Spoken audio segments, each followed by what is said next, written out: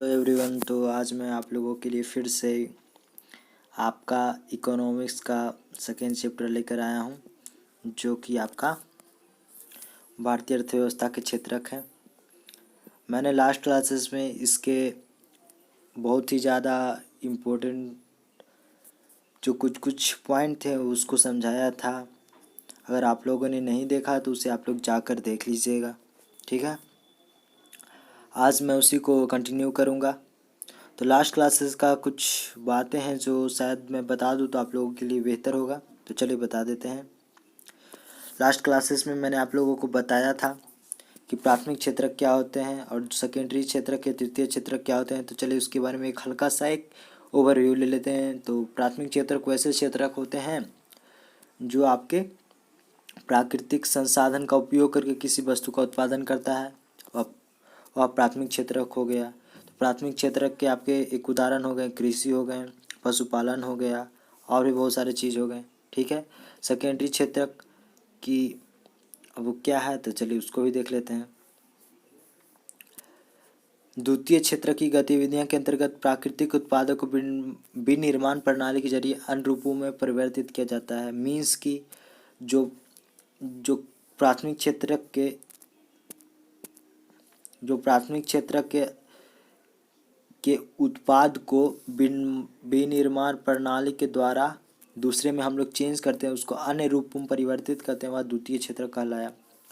और इन दोनों को प्राथमिक क्षेत्रक एवं द्वितीय क्षेत्रक को सेवा प्रदान करने वाली जो क्षेत्रक होती है वह आपके तृतीय क्षेत्रक होती है, उसे तृतीय क्षेत्रक कहते हैं। तो इन सभी के बारे में हम लोगों ने कल देखा था, ठीक है। तो आज चलिए उसके आगे की कुछ बात को देखेंगे। तो क्या है वो देखते हैं। तो देखिए हम लोगों ने कल ये टॉपिक तक पढ़ा लिया था, आज चलिए उसके नीचे अगले वाले में देखते हैं, ठीक है। हजार वस्तुओं एवं सेवाओं हैं जो अर्थव्यवस्था को सृजन करती है, ठीक है। बहुत सारे ऐसे ऐसे वस्तुएं हैं और सेवाएं हैं जो कि हमारे अर्थव्यवस्था को सुदृढ़ बनाती है, मजबूत बनाती है, स्ट्रांग बनाती है, ठीक है। एवं विभिन्न प्रकार की वस्तुओं को अपना व्यवहार में नहीं ले सकते हैं। वस्तुओं एवं सेवाओं की वास्तविक संख्या का योग करने के स्थान पर उनके मूल्य का योग किया जाना चाहिए। ये सब मैं अभी पढ़ दे रहा हूँ, उसके बाद फिर जो भी इसमें समझाना होगा मैं आपको समझा दूंगा, ठीक है। उत्पादित एवं बेची गई प्रत्येक वस्तु या सेवाओं की गणना करने की जरूरत नहीं है। केवल अंतिम वस्तुओं और सेवाओं की गणना की ही औचित्य है। देखिए अब क्या कहता है ये हम समझा देते हैं। इसमें बोला गया है कि देखिए प्रत्येक वस्तु जितने भी होते हैं, जैसे अगर कोई वस्तु होता है फर्स्ट का हो गया जो कि आपके प्राथमिक क्षेत्रक वाले हो गए, सेकेंडरी क्षेत्रक वाले हो गए, थर्ड क्षेत्रक वाले हो गए। तो कोई भी वस्तु जब चेंज होता है तो फर्स्ट से चेंज होकर सेकेंडरी में आता है और थर्ड उसको हेल्प करता है ट्रांसपोर्टेशन में, ठीक है। थर्ड हेल्प करता है। तो जो सेकेंडरी का हुआ उसी के वस्तुओं का सेवाओं की गणना का औचित्य माना गया है, मतलब उसी को माना गया है, उसी को औचित्य माना गया है। जो थर्ड जो सेवा प्रदान करता है और सेकेंडरी जो वह वस्तु एकदम पूर्णतः बन जाती है उसको माना गया है, ठीक है। ये आपके इसमें बोला गया है, ठीक है। ये सिर्फ समझाने के लिए है। अब चलिए इसके अगले कुछ चीज़ हैं जो कि आपके पॉइंट्स है जो कि मैं पढ़ूँ तो शायद आप लोगों को और बेटर समझ में आए। तो क्या है चलिए देखिए। किसी विशेष वर्ष में प्रत्येक क्षेत्रकों द्वारा उत्पाद अंतिम वस्तुओं और सेवाओं का मूल्य उस वर्ष में क्षेत्रक के कुल उत्पादन की जानकारी प्रदान करता है, ठीक है। तीनों क्षेत्रकों के उत्पादन का योगफल देश के सकल घरेलू उत्पाद जीडीपी कहलाता है या कहते हैं। यहाँ पर जीडीपी है, ठीक है, जीडीपी। तो देखिए इसमें क्या बोलता है। कोई भी एक कंट्री है वो 250 टन आपका कोई मतलब वस्तु बनाया, ठीक है, 250 टन बनाया, ठीक है। और उसका उत्पादन कितना हुआ आपका 250 टन। वह किस देश में, तो कोई एक भारत जैसे एक भारत देश हो गया या फिर कोई मालदीव हो गया या फिर श्रीलंका हो गया, कोई भी एक देश है उसके अंतर्गत ये आपका 250 टन बनाया गया, ठीक है। अब यह टन बोलिएगा कि सर ये टन कहाँ से आया, कितना से कैसे आया। तो देखिए, प्राथमिक क्षेत्रक, सेकेंडरी क्षेत्रक और थर्ड क्षेत्रक, ये तीनों को मिलाकर आपके टोटल जितने भी उत्पाद हुए, ये 250 टन हुए, उसे हम कहते हैं जीडीपी। ठीक है, सकल घरेलू उत्पादन, मतलब भारत के अंतर्गत कितने उत्पादन हुए वो आपको ये बताता है।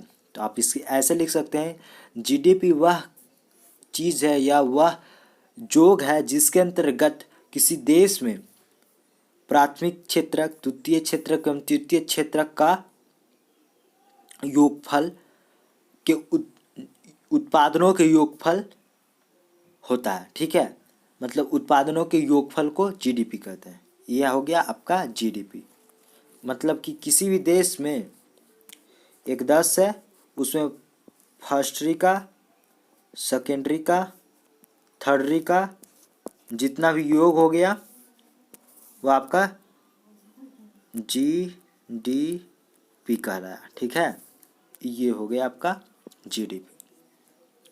अब चलिए नेक्स्ट क्या है वो पढ़ते हैं। नेक्स्ट देखिए, भारत में प्राथमिक क्षेत्रों की प्रति स्थापित करते हुए तृतीयक क्षेत्रक सबसे बड़ा क्षेत्रक के रूप में उभरा है। देखिए, सन 1975 तक जो फर्स्ट सेक्टर थे, जो प्राथमिक क्षेत्र थे, वह पहले ज़्यादा थे, लेकिन अब उद्योगिकी के युग में, जो कि 19वीं सदी के बाद से चली है, उसमें तृतीय क्षेत्रक है जो भारत के सबसे बड़ा क्षेत्रक के रूप में उभर गया है। तो तो क्वेश्चन ये आता है कि जो भारत के सबसे बड़ा क्षेत्रक के रूप में कौन सा क्षेत्रक उभरा है, तो आप उसका आंसर डालिएगा तृतीय क्षेत्रक। ठीक है, जैसे क्या है, विविध बुनियादी सेवाएं, जो कि नॉर्मल सेवाएं हैं। बुनियादी होता है मतलब जन जन के पास पहुंचने वाली सेवाएं बुनियादी सेवाएं कहलाती है। अस्पताल, हम लोगों के लिए सरकारी अस्पताल बनाया गया। शैक्षणिक स्थान है, डाक एवं तार सेवा है, थाना है, कचहरी है, बैंक है, बीमा कंपनी है, परिवहन है इत्यादि। ठीक है, ये सभी आवश्यकता हमारे प्राथमिक एवं द्वितीय क्षेत्रकों को अपने समान कामकाज के लिए पड़ती है। अब देखिए, कोई भी अगर वस्तु बना लिया, अगर कोई भी वस्तु चीनी उत्पादन किया गया, ठीक है, और उसको एक जगह से दूसरे जगह हमको भेजना है, उसको बेचना है ज़्यादा दामों में, तो वो किसके हेल्प से हम कर सकते हैं, परिवहन की हेल्प कर सकते हैं। और परिवहन हमारे कौन से क्षेत्रक में आते हैं, तो आपके थर्ड क्षेत्रक में आते हैं। यहाँ पर थर्ड क्षेत्रक में दिया हुआ है। ठीक है, थर्ड क्षेत्रक में आते हैं। तो मतलब कि फर्स्ट, सेकेंड एंड थर्ड जितने भी क्षेत्रक हैं वह एक दूसरे से कोरिलेटेड हैं। ठीक है, वे एक दूसरे से कोरिलेटेड हैं। यहाँ तक समझ गए। चलिए अगले पॉइंट की ओर देखते हैं। अब कुछ है चीज़ जो उसके बारे में बताऊं। देखिए, संगठित एवं असंगठित के रूपों में क्षेत्रक का विभाजन। तो क्षेत्रक जो हमारे थर्ड क्षेत्रक है, ठीक है, 3 क्षेत्रक है, उसको प्राकृतिक के आधार पर बांटा गया था। और इसमें आपके संगठित एवं असंगठित क्षेत्र के रूप में बांटा गया है। इसमें कार्य के रूप में बांटा गया है, कोई भी कार्य किस प्रकार से है उसके रूप में बांटा गया है, उसके आधार पर बांटा गया। ठीक है, चलिए उसके विशेष चर्चा हम लोग कर देते हैं। आज हम लोगों का इतना ख़त्म हो जाएगा।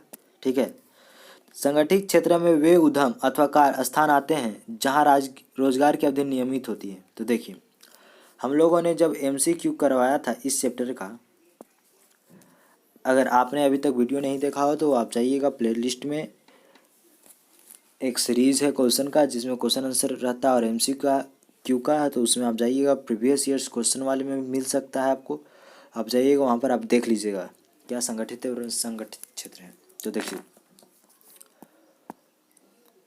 वैसा क्षेत्र जहाँ रोजगार आपको नियमित रहती है, मीन्स कि आज भी काम रहेगा, 10 साल बाद भी काम रहेगा। ठीक है, तो वहाँ की रोज़गार नियमित होती है। किसकी रोज़गार बोलिएगा आप? तो वो है आपके मज़दूरों की रोज़गार। जो मज़दूर होते हैं उसकी रोज़गार नियमित होती है। ठीक है, ये आपके हो गया आपके संगठित क्षेत्रक। ठीक है, वे क्षेत्रक सरकार द्वारा पंजीकृत होती है। देखिए, अब क्वेश्चन ये पूछता है कि संगठित एवं असंगठित क्षेत्रों के अंतर्गत आपके अंतर कीजिए। तो आप पहला पॉइंट लिखिएगा, वे उद्यम अथवा कार्य जिसकी रोजगार की अवधि नियमित होती है, पहला हो गया। वैसे क्षेत्रक जो सरकार द्वारा पंजीकृत होती है, दूसरा हो गया। तीसरा हो गया कि उन्हें सरकार नियमों एवं विनियमों का पालन करना होता है। जो सरकार द्वारा कुछ नियम अगर लागू होती है तो उसको पालन करना होता है। क्या नियम हो गया? जैसे अभी कोरोना काल हुआ तो कोरोना के अंतर्गत सभी को काम से निकाल दिया गया, तो एक नियम था। क्यों? क्योंकि हमारा कोरोना ज़्यादा नहीं ग्रो करे, बढ़े, समझे, इसलिए उन लोगों को काम से निकाला गया, तो सरकार का नियम का पालन किए। उसी प्रकार से यहाँ पर तो आप पहला पॉइंट ये दे सकते हैं कि रोजगार की अवधि नियमित कर दी जाती है, वह सरकार द्वारा पंजीकृत होती है। थर्ड है कि वह आपके सरकार का नियम का पालन करती है। ठीक है, एवं फोर्थ क्या है वो देख लेते हैं। फोर्थ है कि जो संगठित क्षेत्रों के राज्य कर्मचारियों को रोजगार सुरक्षा के लिए लाभ मिलता है। तो देखिए, फोर्थ में भी यह बताया गया कि जो रोजगार है, अगर कोई रोजगार गवर्नमेंट का रहा तो अगर कोरोना काल रहे या कोई और काल रहे, उसमें उनकी रोजगार को सुरक्षा मिलता है। अगर उसको कोरोना के अंतर्गत नहीं काम दिया जा रहा है, नहीं वेतन दिया जा रहा है, तो लेकिन जब कोरोना ख़त्म हो जाएगा तो उसको वेतन दिया जाएगा। इसका ये मतलब हुआ। ठीक है, इसमें हम लोगों ने 4 पॉइंट देखा। क्या क्या देखा, फिर से उसको एक बार रिवीजन कर लेते हैं। देखिए, हम लोगों ने पहला देखा कि वह रोजगार की वैसा उद्यम या वैसा कार्य जिसके अंतर्गत रोजगार को नियमित किया जाता है, पहला हो गया। दूसरा हो गया आपका वैसा क्षेत्र जो कि सरकार द्वारा पंजीकृत होती है, दूसरा हो गया। तीसरा हो गया यह क्षेत्रक मीन्स की संगठित क्षेत्रक जो कि आपके सरकार द्वारा नियम एवं विनियमों का पालन करती है, तो सरकारी हो गया। ठीक है, फोर्थ है उनके कर्मचारियों को रोजगार की सुरक्षा प्रदान करती है। मीन्स कि आज भी उनके पास जॉब रहेगा, कल भी रहेगा, परसों भी रहेगा और 10 साल बाद भी रहेगा। ठीक है, ये 4 पॉइंट हम लोगों ने आपके संगठित क्षेत्र के अंतर्गत देखा। ठीक है, चलिए अब हम लोग असंगठित क्षेत्र के अंतर्गत देखते हैं क्या क्या है। देखिए, असंगठित क्षेत्र छोटी छोटी एवं बिखरी इकाइयों जो अधिकांशतः सरकार नियंत्रण से बाहर होती है से निर्माता होती है। देखिए, असंगठित क्षेत्र मतलब होता है एक छोटी छोटी बिखरी इकाइयाँ। जैसे एक आदमी है, उसके पास एक उद्योग है, ठीक है, उसके अंतर्गत ये कोई फिक्स नहीं है कि किसी आदमी को हम परमानेंट जॉब देंगे। अगर वो आदमी बेहतर काम करेगा तो बेहतर हम उसे आपका मतलब वेतन पे करेंगे, अगर वह कम काम करेगा तो उसे कम वेतन पे करेंगे। ठीक है, तो ये हो गया। और उसके अंतर्गत सरकार के नियंत्रण में यह नहीं होता है, जिससे यह होता है कि यहाँ पर जो भी रोजगार होते हैं उसको नियमित नहीं किया जाता, उसको कोई सरकार का नियम नहीं फॉलो किया करना पड़ता है। ठीक है, वह अनुशासन भी होते हैं। ठीक है, अब चलिए उसके नेक्स्ट पॉइंट को क्या है वो भी पढ़ लेते हैं। इस क्षेत्र के नियम एवं विनियम तो होते हैं परंतु उनका अनुपालन नहीं होता है। देखिए, मैंने बताया था कि इसका नियम और विनियम नहीं होता है, लेकिन उसमें होता है लेकिन उसका अनुपालन नहीं होता है। बात वही हुआ कि मतलब इसके द्वारा ये कोई ज़रूरी नहीं है कि हम जो कानून बना दिए हैं उसी को फॉलो करें, उसका नहीं भी फॉलो होता है। ठीक है, किसके अंतर्गत नहीं होता है फॉलो? तो वो आपके असंगठित क्षेत्र के अंतर्गत नहीं होता। ठीक है, और हमने देखा कि इस क्षेत्र में रोजगार सुरक्षित नहीं होती। और इसके जस्ट अपोजिट वाले में कौन से क्षेत्र जो कि संगठित क्षेत्र थे, उसमें यहाँ लिखा हुआ है कि रोजगार सुरक्षा का लाभ मिलता है, और यहाँ पर रोजगार सुरक्षा अब नहीं होती है, उसका लाभ नहीं मिलता है। ठीक है, तो ये कुछ 4 डिफरेंस था जो हम लोगों ने संगठित और असंगठित क्षेत्रों को के रूप में देखा। ये आपके 3 मार्क्स वाले क्वेश्चन में आते हैं, तो इसे ध्यान में रखिएगा। ठीक है, अब चलिए हम लोग नेक्स्ट पॉइंट क्या है उसकी ओर देख लेते हैं। इसको देखते हैं क्या है। देखिए इसमें लिखा हुआ है कि असंगठित क्षेत्रों में श्रमिकों के आर्थिक सामाजिक विकास के लिए सहयोग और सुरक्षा की आवश्यकता हो। ये लोग असंगठित क्षेत्रों में कम वेतन पर काम करने के लिए विवश हैं। देखिए अब क्या ये क्या बोलना चाह रहा है। देखिए कोई भी मजदूर गरीब होता है तो उसके पास परमानेंट जॉब नहीं होता, ठीक है। तो वो सोचेगा कि हम जाते हैं एक फैक्ट्री में काम करेंगे। तो जब मजदूर होता है, गरीब होता है, तो वह अनएजुकेटेड भी होता है, ठीक है। अनएजुकेटेड, समझ जाइए आप, अनएजुकेटेड। जब अनएजुकेटेड रहेगा तो उसके पास जो भी काम करने का टाइम रहेगा वो लिमिट नहीं रहेगा। क्यों नहीं रहेगा? क्योंकि कोई भी निजी आपके फैक्ट्री के मालिक नहीं चाहेगा कि उसके जो भी प्रोडक्शन है वह कम हो, वह डिक्रीज हो, ठीक है।